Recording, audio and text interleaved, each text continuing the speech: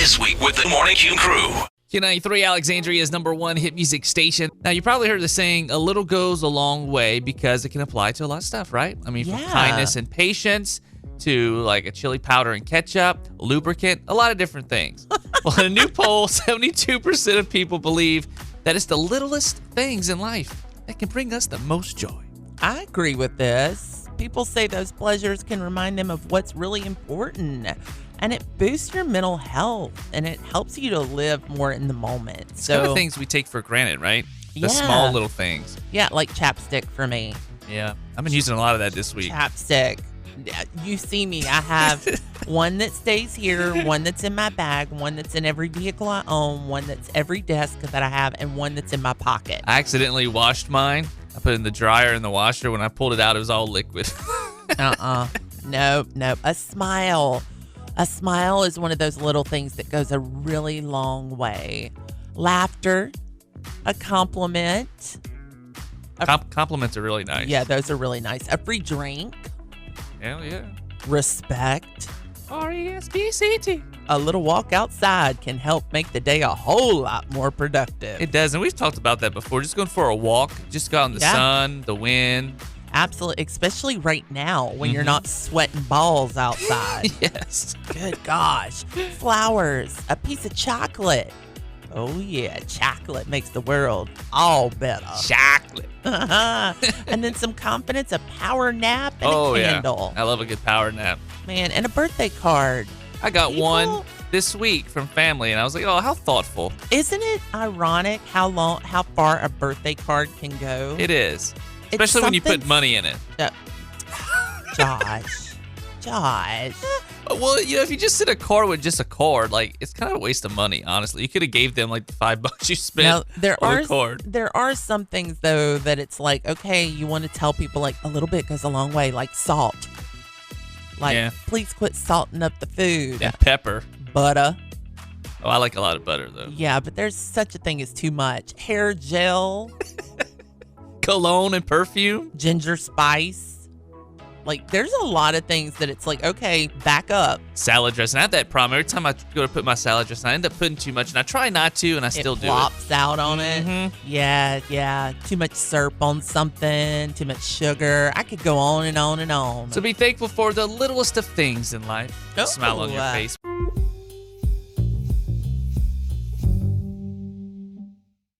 Our handy-dandy notebook. Okay, guys, have you started putting out your Halloween decorations? I've seen a lot so far. Yeah. I feel like the other year I didn't see as many, but this year it's a lot. Yeah, I don't know what it is. I guess we're all ready for some fall excitement. Yeah. So here's what you need to know. If you're ready to take up your decorations to the next level and you feel like your neighbors always have a better setup than you do, here's how you can step up your game. Stick to a theme. Like creepy circus or zombies or, whatever your theme is, stick to that theme. Be all over the place is what you're saying. Yeah, don't throw a whole bunch. If you're doing a graveyard, stick to the graveyard theme. If you're doing, I don't know, The Nightmare Before Christmas or Charlie Brown or whatever, keep it uniform, Yeah, don't traumatize the neighbors, people, please. It's, every year there's a story or two about someone calling 911 on a house because of the Halloween decorations. Like realistic blood and stuff all over the place. Limit that. Consider your neighbor. And remember that they're, especially if you're in a neighborhood with kids in it, please don't traumatize the children and make them have to go get therapy. Think about all the senses. That's right. Halloween decorations are better if they're more than just something to look at, like incorporating smells or lights or, fog machines. I like those. Touch. Oh, yeah, I love fog machines. Remember that a lot of us like to touch things, okay? So, do it good. Get a ghost that you can actually touch. Yeah. Load up on decorations for the next year. When the season is over with, go buy them decorations when they're marked down because on November 1st, they're basically giving them away. And you use them for next year. Let's be honest. That's more like October 30th. We do that for a birthday extravaganza. Get it on discount, and then we hoard it in the studio until October comes around. I do that for a lot of things. Good a stuff. lot. That's how you can take your Halloween decorations to the next level. If you don't have your Halloween stuff out, man, you're late. Yeah. Time to get that stuff out. It's time. I'm ready to put my Christmas tree up, Miranda. No. I was looking at my ornaments the other day. I was like, man, I can put this up today. No. No, you can't.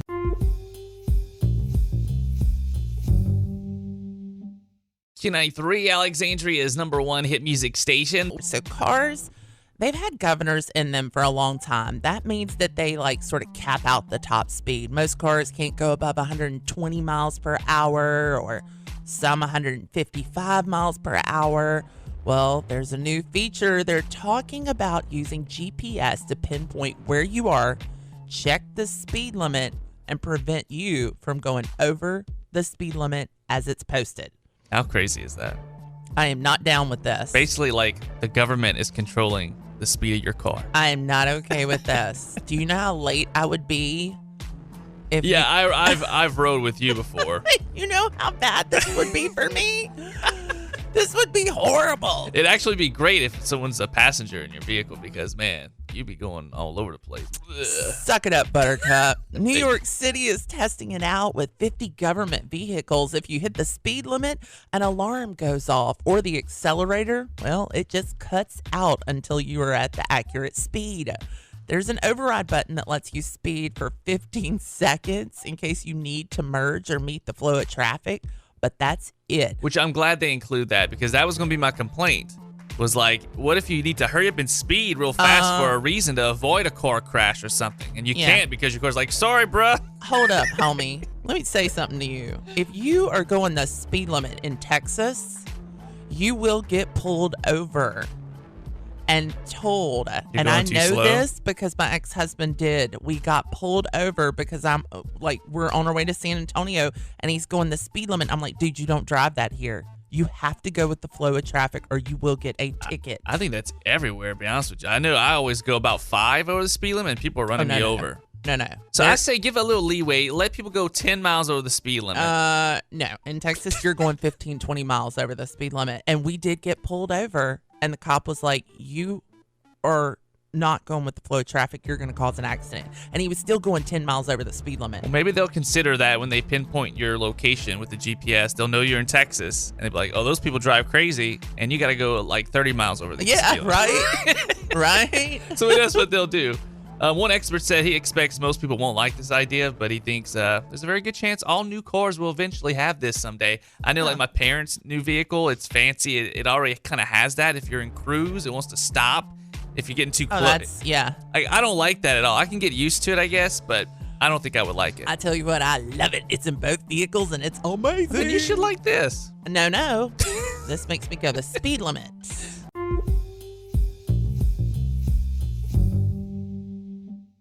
So fast food places have one job, providing you with the food you want and fast. But what if you don't get the food you want and it's not all that fast?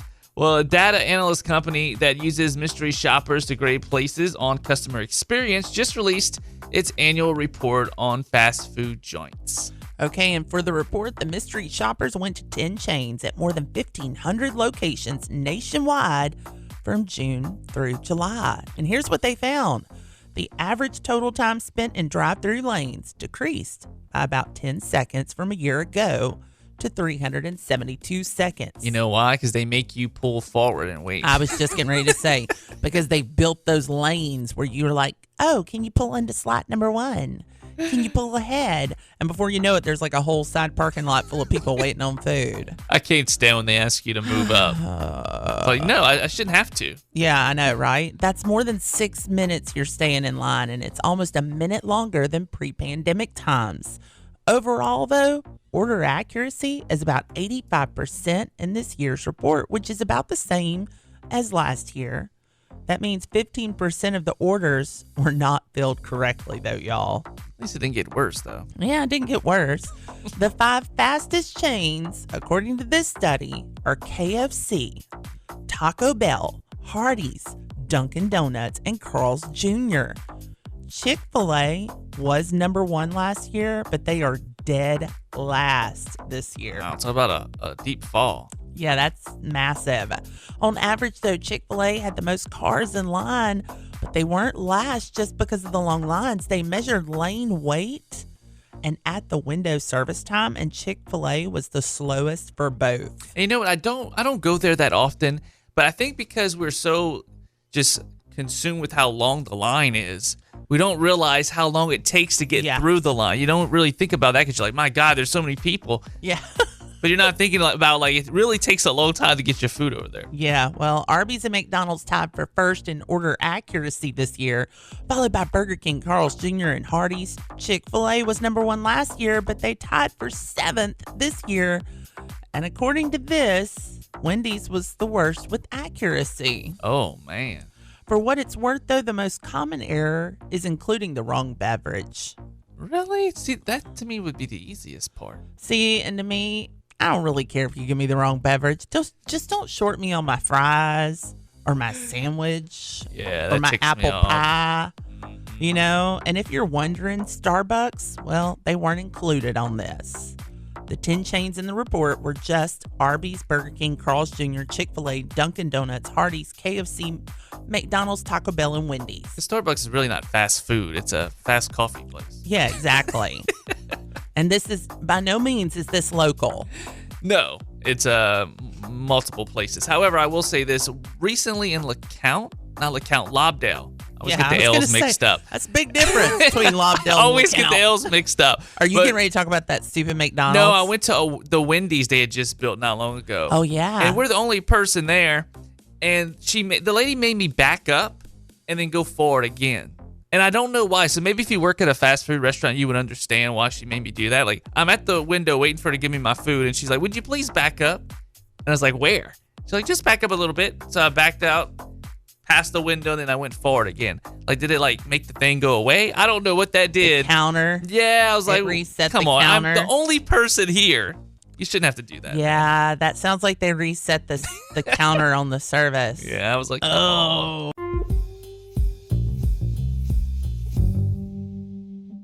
Q93 Alexandria is number one hit music station. Calling all parents tuning in this morning. What are the 3 hardest months for you? That's actual months. So not like this month or last month or next month will be hard. Like actual months, the 3 hardest. Yeah. In a new survey, parents say the most challenging month to get through, well, it's February. And it must be really bad because it's the shortest month.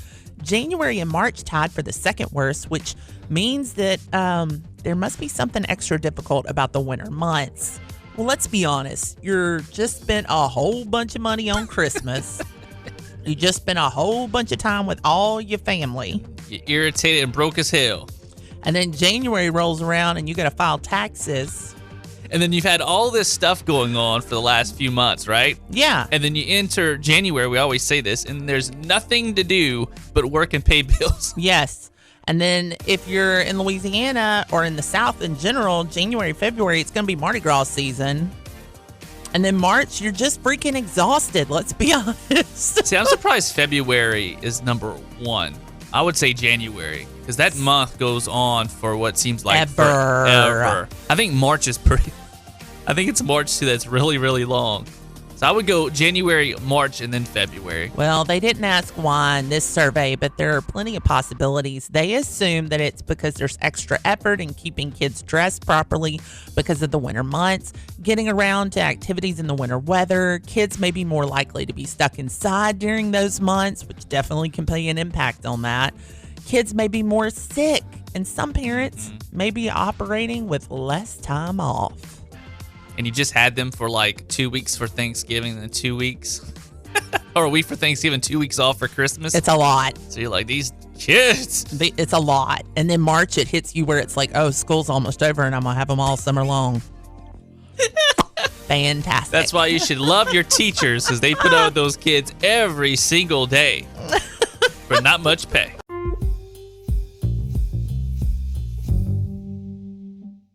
Q93 Alexandria is number one hit music station. The pandemic, it was both good and bad for personal hygiene, right? Maybe you put more of an emphasis on washing your hands and face, but got a little lax on some other things like wearing deodorant. Since you're staying home so much, you're like, I don't need no deodorant. Oh, yeah, you did. Oh, yes, you did. This is crazy.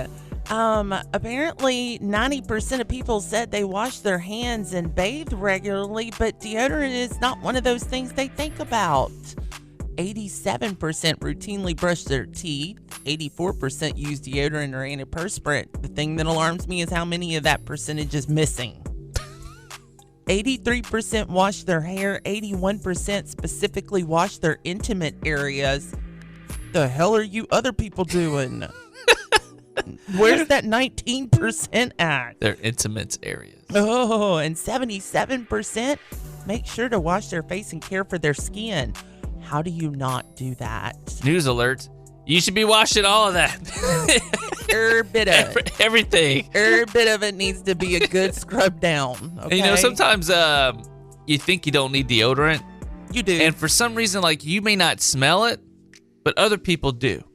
And, I know there's times when I forgot my deodorant. Oh, you have a little miniature one in case you forget. That's a good idea. No, it's not in case I forget. It's when I go to the gym. Oh, good. And I put more on. And this one's a brand new one. See, nice. It's still got the little plastic thing. There's something very satisfying by opening up a new thing of deodorant. And you get to unscrew it and watch the little plastic thing come on. Why is that so awesome? I don't know. And look, it's all clean and pretty. Oh, yeah, there's no nastiness on it. Smells good. Mine don't have no nastiness on it because I wash everything. So, sometimes I forget. Every now and then I will forget. It just naturally, my morning routine, I'll skip it on accident. And you may not think you sweat. But you sweat. You don't realize until you forget. And then somebody else has to walk into the room with you and they're like, what the heck? And get this, 64% of people trim their nails, 62% use mouthwash. Only 51% of people floss their teeth. So that's why when I go to the dentist, they're always harping on that? No, they're always like, oh, your teeth look really good because I floss, and apparently a lot of people are not doing it. I don't floss unless I have something in my teeth, unless I have some meat in my teeth or something. Yeah, I'm not a big flosser. And you know what? I've never had any issues. You know what's going to teach you to floss? What? Floss your teeth and smell that floss. Oh, no. Why would I do that? Because you will understand why you need to floss. Want me to floss? I can floss. No, stop it. Stop it. Stop. Wrong floss. Mouthwash, too. That's crazy. It's only 62%. Well, listen to this. 57% of women say they have a good understanding of how to maintain their hygiene, but only men, 42% of them admit to that. I find guys, too, as we get older, we don't want to shower. We don't want to do anything with our hair. We kind of get lax, very lax. I don't know. Something to do with age. Anyway, put your deodorant on, you nasties. Oh, and wash your intimate parts.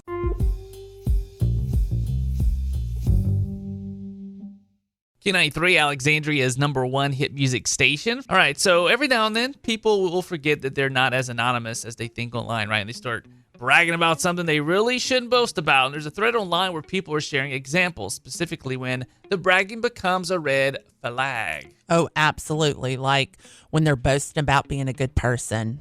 That one always cracks me up. About how little sleep they get. I was thinking I kind of do that, but not in a braggadocious way. It's just to let someone know, look, bro. I got 2 hours of sleep. Did you just say braggadocious way? Okay, I just wanted to go back a minute. Yes, I did. That's a brag, but I only got 4 hours of sleep. It was a rough night, so back off, Yeah, that's sort of like your warning sign to them. Exactly. Now is not the day, fool. That's my warning sign. About how easily they can manipulate people. Yeah, that's really lame. That's super annoying. About how they can drink and drive. Oh. Yeah, I wouldn't brag about that one. No. And bragging about money, that one really irks me for some reason. And I was going to say that I know someone who loves to brag about how much money he makes. And he didn't go to college or anything, but he loves to rub it in people's faces that went to school and maybe he makes more than them. And it's just like, dude, I don't really think you make as much money as you're letting on. So stop. I just don't care. It don't care how much money you make, and I don't care how much money you spend. Exactly. I don't really give a crap. That's just not a priority for me. Boasting about your intelligence. I'm a genius. It's so annoying. I know I had somebody that I used to work with, and they would be like, I don't expect for you to understand me. I have a such and such IQ. And I was like, Please. You know what? You're about to understand when I throat punch you. How about that? I do like to joke around like that, but I'm perfect. Didn't I say I'm Jesus' favorite child Friday? Yeah, I do pick around like that. Yeah. About getting into and winning fights. Come on. It's childish. So childish. So childish. What are some of the things that irritate you, Josh, that people brag about? I hate it. My family's the worst for this. They like to bash my football team, the New Orleans Saints, anytime they lose. But boy, they can't stand the heat in the kitchen when you go after them. I can't stand that. They brag about how your team loses and they're like a Tom Brady fan.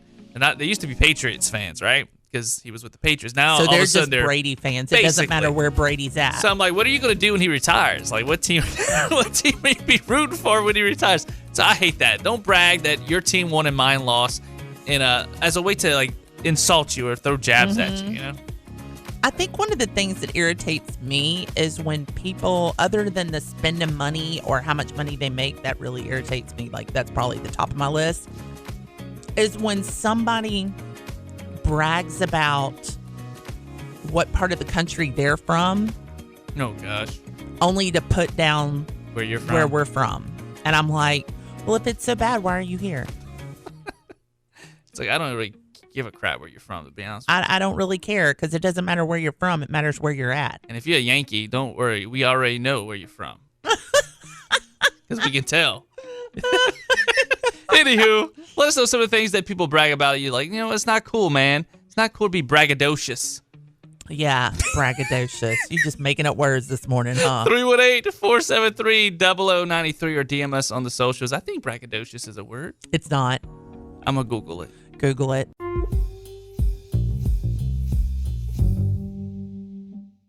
Our handy-dandy notebook. Okay, guys, there are things that are just flat out rude that you should not do in someone else's house. One of the things you mentioned yesterday was use the Using toilet. The bathroom. That's so mean, although I agree with it. I don't care if you tinkle in my bathroom, but please don't blow it up. I hate when people do that. But what you going to do? You can't just tell them, don't come blow up my bathroom. You can't? No. That would be rude. Well, I have a sign that hangs in my bathroom and it says, "You're not welcome to poo here." I need one of those. In my guest bathroom. I like that. Where'd you get that? Hobby Lobby? Nope. Made it myself. You want one? I'll make you one too. Make me one. It looks cute. Expecting a tour. Please don't walk into someone's house and say, yeah, let me see the house. I want to see it all. See, when I remodeled mine, bought my house, everyone that would come over would want a tour. Yeah. That, I guess it's okay, but it's different when the homeowner says, "Let me give you a tour," but don't expect. Let me see your house. Yeah, show me around. I don't want you to see my house right now. I didn't pick up everything. I just picked up where I thought you would be. Yeah, there's certain areas maybe I don't want you to see. There's certain areas that in some people's houses you are not supposed to see. I'm just saying. Don't show up to someone's house empty-handed. I know it's an old school rule, but y'all, it's actually not a bad thing to keep in play. If you show up to somebody's house, bring them a gift, even if it's just a little bit of flowers. Really? Or yeah, it goes a long way. Or some boudin or something. Yes, if you're showing up for dinner, bring a bottle of wine or some waters or something. Coke. Anything. Yeah, anything. A bag of chips, whatever. Don't disrespect other people's house rules. If they've got a sign at the door that says "shoes off" at the door, take your shoes off. I hate people that are sticklers for that stupid rule. Yeah, I don't really care about that one, but I know some people really, yeah, some really people do. Get it. Ooh. Yeah, and so whatever your rules are, it's your home. I'm going to respect it, so I'll be taking my shoes off. Just don't complain when I've worn flip-flops all day long and my feet look a little dirty. And my socks are leaving sweat prints. Oh, they may take the sign down when you come, Josh. They may put a little towel over it. Feeding their pets from the table. You never know what someone's rules are with their pets, and so don't just assume that you can give them table food. Yeah, don't do that. No. You're gonna feel awfully bad if you make their dog sick. Yeah. Or they have to reprimand the dog after you leave because now the dog's sitting at the table begging for food. showing up and then telling them you have dietary restrictions. No, not okay with that. If you've got a gluten allergy or that's all on you. That's you come with your own food, boo. Like, I don't know what to do for you. Bringing an uninvited plus one, or like Jamie Foxx, bringing a whole entourage. Yeah, don't bring uninvited people. No, not okay. And please don't snoop through somebody else's house. Oh, I know some people that used to do that. I am gonna hurt your feelings. Nosying around, looking for bills and other information. Oh. Yeah. Oh, that's really... Looking to see how much food... I've told you this before. Looking to see how much food you have in your refrigerator to see how well off you're doing. That's so lame. I'm so lame. That's an Evangeline Parish thing. Looking to see how much food you got to see how well off you are. That is so a South Louisiana thing right there, if I ever heard of one. I want to open up your refrigerator. Like, anyone go in your... Yeah, stay out of that. That's tacky. Hiding or ignoring a mess. If you spill wine on the rug, tell them about it. Don't just, like, pretend it didn't happen. Oh, you're getting deep here, even spilling wine. I'm serious. Like, these are all things that have, like, overstaying your welcome.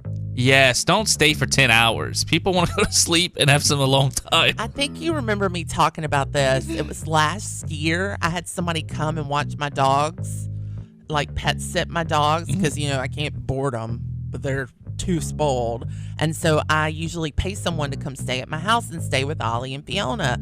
Well, we got back from where we were gone, and she just stayed. And we let it slide one night because we were like, it was late, and then it was the next day and she stayed. And then it was the next day. And that's so awkward. What you do? You got to go. How do you tell them that? You know how we told him that? My roommate walked in there with his underwear on and was like, you going home? And just his underwear on. Hint. There's just some people don't take hints, man. You just got to tell them and be rude. I love that. Good stuff. Besides the pooping thing, it's hard stuff. You can't just tell someone they can't. That's why you don't tell them. You just have the cute little sign that hangs above the toilet. That's Miranda's handy dandy notebook.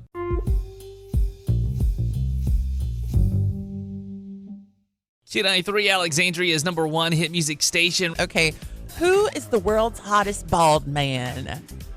Well, if I was bald, it would be me, but I'm not bald, so who is it? No lack of confidence going on over there, is there? Okay, well, you don't have to answer it because guess what? Science already has. Vin Diesel is number one. That's right, a search engine optimization company called Reboot, looked at a bunch of different factors, including the infamous golden ratio, an equation that supposedly measures facial beauty and perfection. And they calculated it, and apparently Vin Diesel, well, he's the winner. And get this, there's such a thing as cranial shine factor. This is insane, y'all. And Vin's head has a cranial luminance of 563.65 calendals per square meter. I don't even know what that means. Do you find a shiny bald head attractive, or are you like a dull one? I thought it was always weird when I saw someone, their head was very, very shiny. I mean, I don't want it to be dry and ashy. But you don't want it to be like a disco ball either. And I want him to be totally committed to the bald. I don't like the partial bald. Okay. Shave it all, or? Like Prince William, I'm not feeling what you got going on up there. But it's just like around the back. I'm going to need you to handle up on that. Like, come on. Your wife has got to be telling you shave the rest of that off. But he does make the top 10. Prince William actually came in at number 5. Pitbull, number Mr. Worldwide. 4. Get this, though. Jason Statham, number 6. Bruce Willis, number 7. Joe Rogan. I bet this is the first time Joe Rogan's ever made a sexiest man list. It's number 8. And The Rock is number 9. Mike Tyson's number 10. I find Mike Tyson's head a little lumpy. I think The Rock would have something to say about this. Number 9? Come on, man. I'm sort of shocked that he's that low. What jabroni made this list? I don't know, but I can tell you Vin Diesel is number 1 on my list.